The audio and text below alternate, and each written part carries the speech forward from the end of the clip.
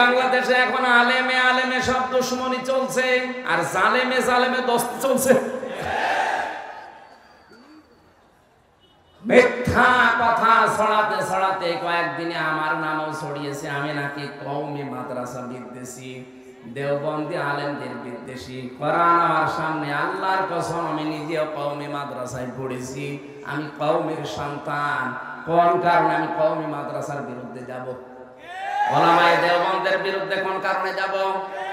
আপনি বক্তব্যকে খণ্ডিত করে কাটছাঁট করে নিজের পক্ষে নেওয়ার জন্য এই বাংলাদেশে আমি সবচাইতে ওপেন ভাবে মামুনুল হকের মুক্তি আমি হামজা চেয়েছি, কারণ আমি তার কাছে থেকে দেখেছি লোকটার চরিত্র কি, তার ভেতরে ইখলাস আছে, তার ভেতরে ইলম আছে, সে লোকটা মুহাক্কিক আলেম।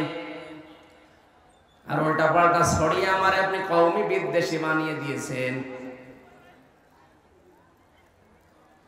মাওলানা সাখাওয়াত হোসেন কাজী, মাওলানা আল্লামা মামুনুল হক, মাওলানা জুনায়েদ আল হাবিব, আজিজুল ইসলাম ইসলামাবাদী, আর আমার কাছে সবচাইতে বেশি ভালো লাগে এখন মুফতি নূর হোসাইন নুরানি মুন্সিগঞ্জের। এরকম উদার হতে পারেন না আপনি? এদিকে ভালো করে খেয়াল করেন, কেন আল্লাহর এই কোরআনকে কিতাব বলা হয়, আর কেন আল্লাহ প্রথম এই কিতাব দিয়েছেন কোরআন শব্দ না দিয়ে যালিকাল কোরআন দেয়নি? কি দিয়েছেন? যালিকাল কিতাব দিয়েছেন, আর কিতাবের আগে আলিফ লাম দিয়েছেন। মুফাসসিরিনে কিরাম লিখেছেন এই পৃথিবীতে একটাই মাত্র হেদায়েতের কিতাব, যার নাম কোরআন শরীফ। এখন যদি কোরআন কাউকে হেদায়েত দিতে না পারে, পথ দেখাতে না পারে, ওর মনের পরিবর্তন ঘটাতে না পারে, বুঝবেন ওইটা জাহান্নামে যাওয়ার জন্য তৈরি হয়েছে। কিতাবে কোরআনে কারিমের নাম কয়টা বললাম? 53টার উপরে। কয়টা? তাফসিরে ফি জিলালিল কোরআনে প্রায় 55টা আছে, কোনটা জায়গায় 53টা আছে। তাফসিরে খাজিনে, তাফসিরে কাবিরি আছে প্রায় 59টা। অনেক অনেক জায়গা অনেক নাম আছে, আমার মুখস্থ আছে যেগুলো, তার ভেতরে অন্যতম এই 4টা: আল কিতাব, আজ জিকির, আল ফুরকান, আল কোরআন। জোরে বলেন আল্লাহু আকবার। আমি যে কথাটা এর আগে বললাম যে কোরআন যদি কাউকে হেদায়েত দিতে না পারে, মনের পরিবর্তন ঘটাতে না পারে, ওর কপালে আর হেদায়েত নেই। এটাকে বানালাম। এই যে নরসিংদীর গিরিশচন্দ্র সেন, বেটা হিন্দু মানুষ, ওর মন ছিল না কোরআন থেকে হেদায়েত নেওয়ার,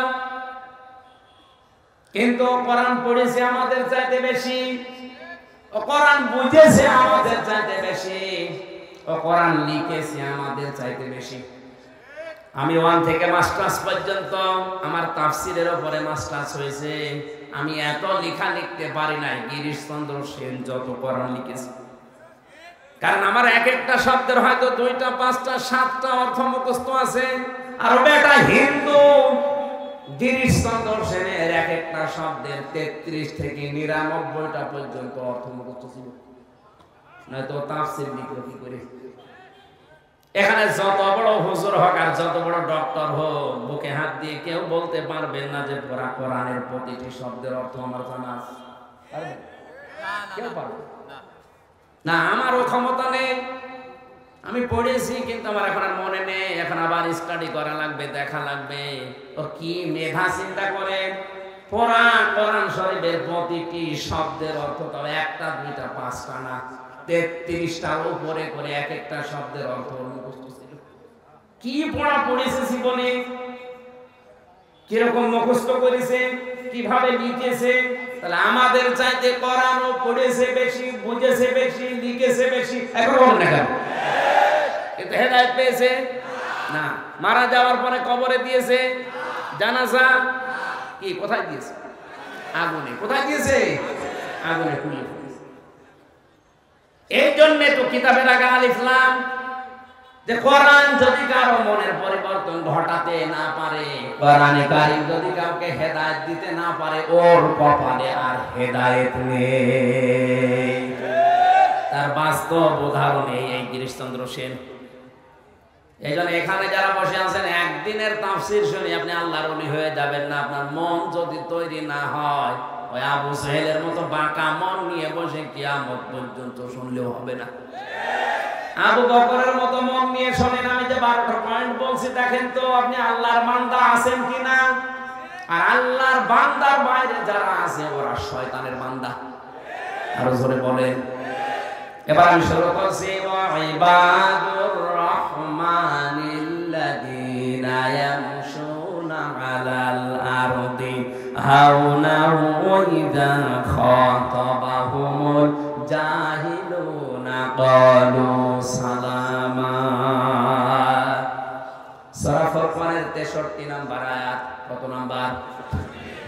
12টা গুণ এখানে আল্লাহ দিয়েছেন আয়াতের পরবর্তীতে। কোরআনে কারীমের 25 নাম্বার সূরা, 6টা রুকু আছে। সূরার নাম হচ্ছে সূরা ফুরকান, সত্য মিথ্যার পার্থক্যকারী। এটাকে বলা হয় সংবিধান। কি বলা হয়? সংবিধান। সংবিধানে 73টা ধারা থাকে। মুসলমানদের সংবিধানে 73টা ধারা থাকবে, তাহলে দুনিয়া শান্ত হয়ে যাবে। আমার আল্লাহ সূরা ফুরকানের ভেতরে 73টা ধারা দিয়েছেন।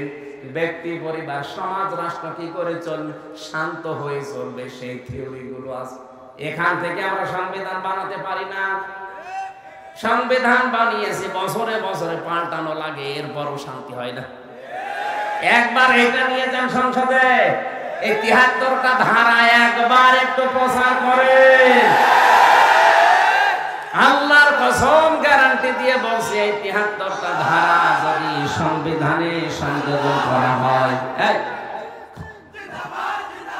এই 73টা ধারা যদি বাংলাদেশের সংবিধানে কায়েম হয়, 5টা বছর শুধু থাকবে, এ দেশ আল্লাহর কসম এটা জান্নাত হয়ে যাবে। চুরি থাকবে না। আর যারা ব্রিজ চুরি করে বন্ধ করে ফেলবে, কারণ এর ভেতরে আছে চুরি করলে হাত কেটে দাও। একটা যদি হাত কাটা পরে যারা ব্রিজ চুরি করেছে, বলবো রে বাবা, ওরে দেখে হাজার হাজার কালভার্ট চোর, রাস্তা চোর এমনি ভালো হয়ে যাবে। আল্লাহ পাক প্রথম গুণ দিচ্ছেন রহমানের বান্দাদের। 1 নম্বরে আল্লাহর রহমানের বান্দা যারা, আল্লাহর বান্দা যারা, তাদের প্রথম গুণ হবে এই মানুষগুলো জমিন নম্র ভাবে চলবে। কিভাবে? আপনি নিজের সাথে মিলান তো, আপনার ভেতরে নম্রতা আছে না? নেই? আজ আপনি উগ্র, উগ্র ভাব যাদের, এগুলো শয়তানের বান্দা। আর যারা নম্র, এগুলো রহমানের বান্দা।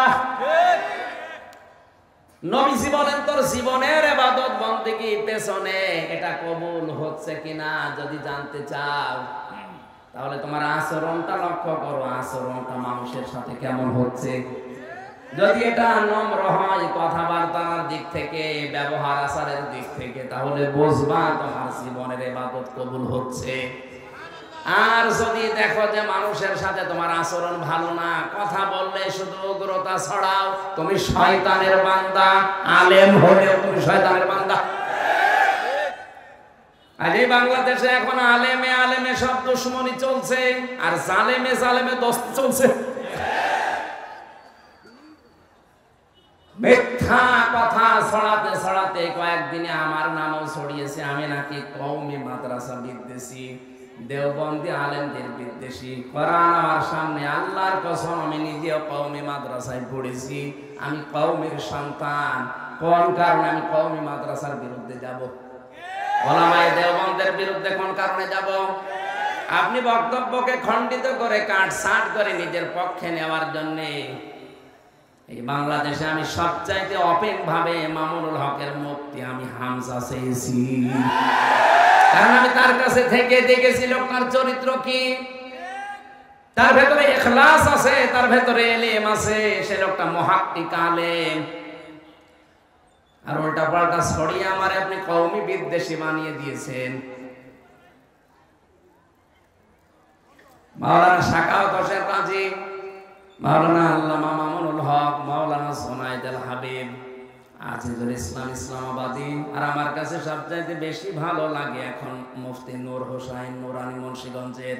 এরকম উদার হতে পারেন না আপনি?